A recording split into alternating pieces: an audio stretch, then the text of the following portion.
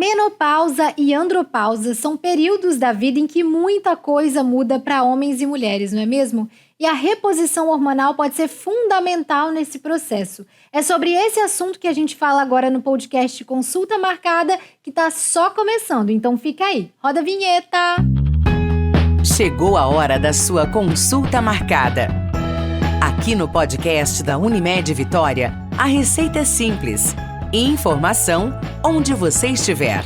Reposição hormonal em homens e mulheres é o tema do podcast Consulta Marcada de hoje. E para ajudar a gente a falar sobre esse assunto, esclarecer todas as dúvidas, tá aqui a doutora Priscila Peçanha, que é endocrinologista da Unimed Vitória. Seja muito bem-vinda, doutora, ao seu consultório aqui por um dia. Obrigada, Maíra. É um prazer. Que bom que a gente está aqui. Ai, que bom. Doutora, eu vou começar com uma dúvida, porque recentemente o Conselho Federal de Medicina, ele proibiu o uso de anabolizantes para fins estéticos. Mas isso não tem nada a ver com reposição hormonal, certo? Isso. Na verdade, é uma ótima pergunta isso, né? Porque essa resolução deu muito o que falar e realmente precisava acontecer pelo excesso de prescrição de anabolizantes, de hormônios esteroides, com esse fim de anabolizar, mas a gente tem que deixar muito claro que quando a gente repõe o hormônio, a gente está dando para a pessoa aquilo que ela tem falta, aquilo que está em falta no organismo dela. Então, a reposição hormonal, ela é bem vista e ela realmente faz uma diferença enorme na qualidade de vida das pessoas e ela realmente é estimulada pelo CFM. O que o CFM questionou e proibiu foi o uso de anabolizante. E quando a gente anaboliza, a gente dá para o paciente aquilo que ele não precisa. Ou seja, você enche o organismo dele de uma substância que ele não está precisando. Esse chip da beleza que a gente ouve falar tanto ultimamente, ele está incluso aí nesse rol das coisas que não podem, essa proibição do CFM? Sim, o chip da beleza também é bem polêmico.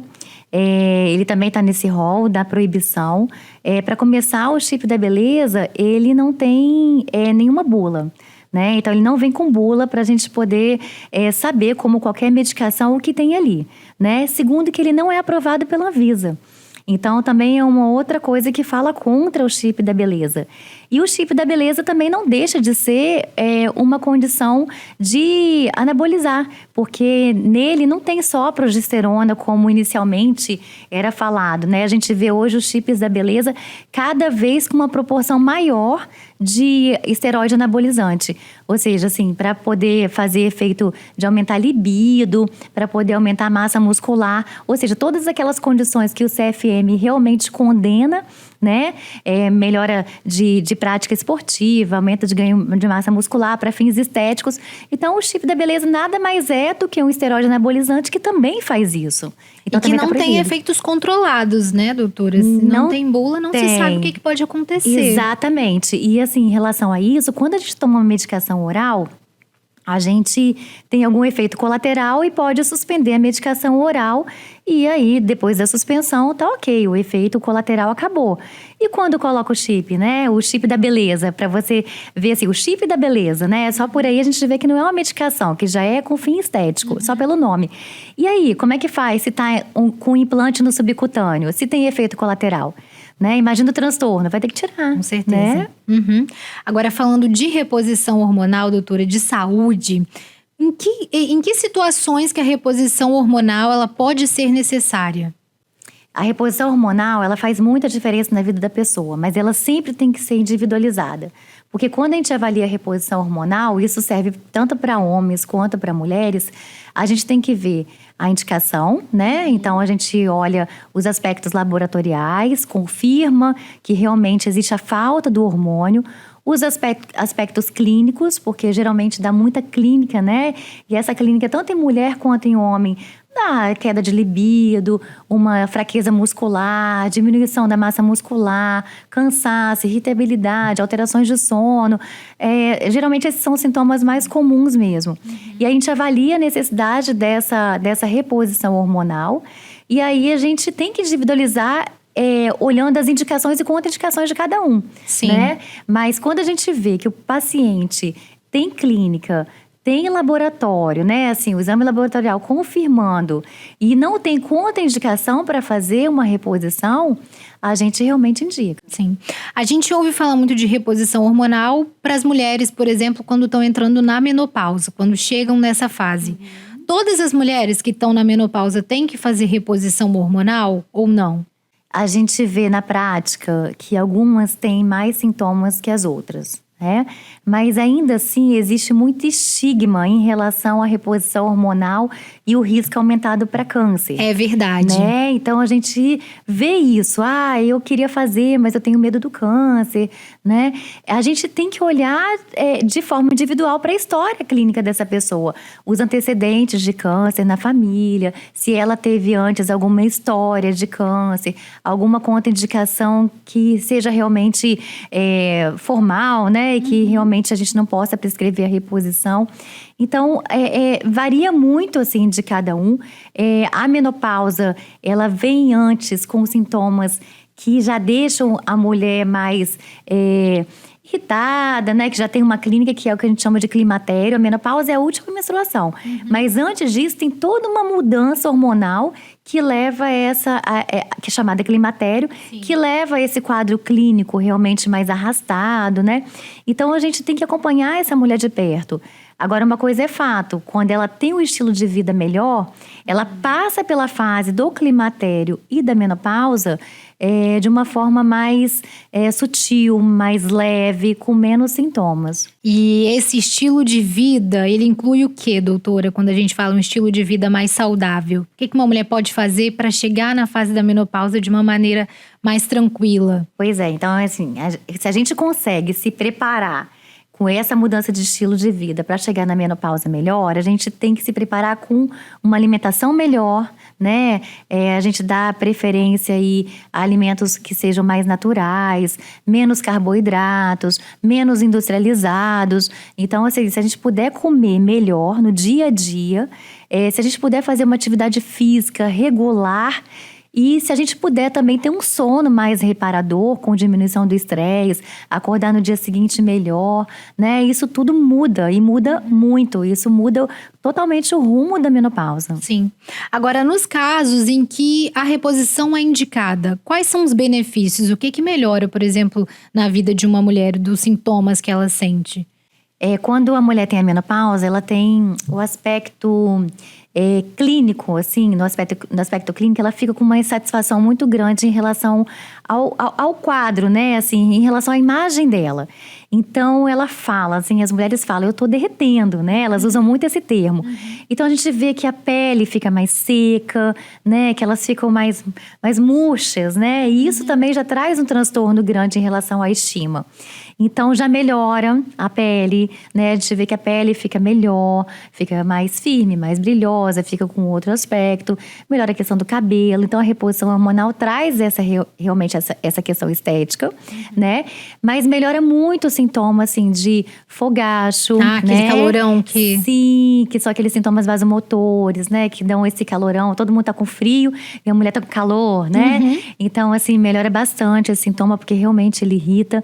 Melhora a irritabilidade, melhora o sono, melhora a questão de ganho de massa muscular, porque a gente perde muita massa muscular ao longo do tempo e a menopausa acaba fazendo isso, né? A gente tá falando de menopausa, mas a andropausa tem um aspecto semelhante. Para os homens vale também. É verdade. Então tem muito. E fora a libido, né, Maíra? Assim, porque a libido precisa ter libido, né? A mulher não pode perder a libido porque tá chegando na Não pode, menopausa, né? Nem a mulher, nem o homem. Então, os aspectos conjugais também, eles mudam muito. Quando a mulher tá bem, passa bem por essa fase, a gente vê que o casal fica bem, fica melhor, né? E no caso da mulher, doutora, é uma reposição de progesterona? Esse é o hormônio que é reposto? A progesterona é o primeiro hormônio que vai caindo, né? Quando a gente olha o aspecto laboratorial, a gente vê o estradiol mais baixo, mas a progesterona também cai bastante e ele é o primeiro que cai. Mas depende muito de cada mulher. Tem aquelas mulheres que têm útero, que as mulheres que não têm útero. Mas existia aí não é uma contraindicação,